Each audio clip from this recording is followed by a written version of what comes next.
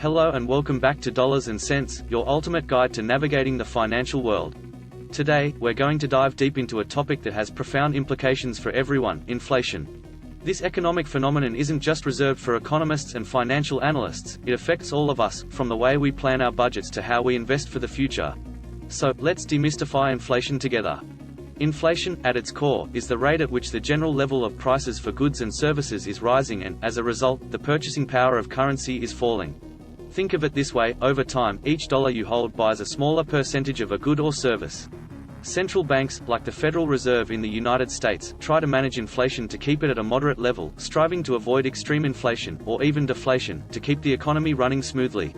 Inflation is primarily triggered by two factors: demand pull and cost push.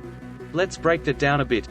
Demand pull inflation occurs when demand for goods and services surpasses their supply, leading to price increases.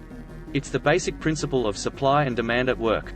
Conversely, cost push inflation happens when the costs of production increase, causing producers to raise prices to maintain their profit margins. But how do we see inflation in our daily lives?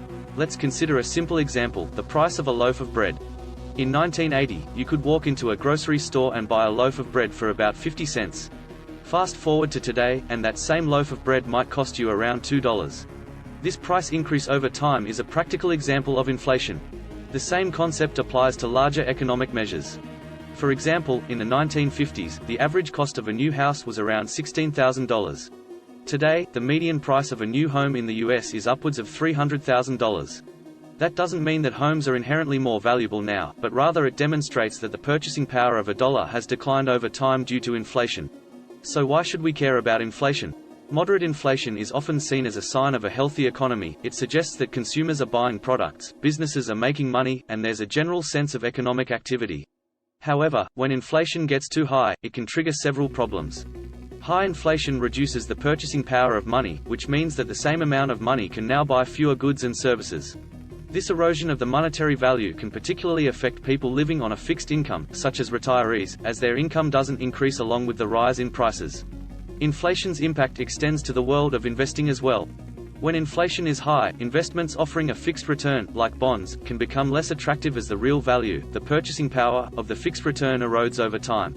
That's why during periods of higher inflation, investors often seek out investments like stocks, which have the potential for higher returns that can outpace inflation. In conclusion, inflation is a complex, yet integral, part of our economy.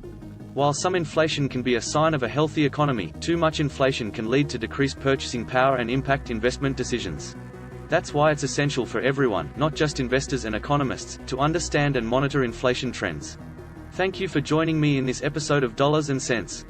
Your journey to financial literacy is a marathon, not a sprint, and understanding complex phenomena like inflation is a milestone along the way. Don't forget to like this video, share it with your friends, and subscribe to our channel for more in-depth financial discussions. Until next time, keep investing in your financial knowledge.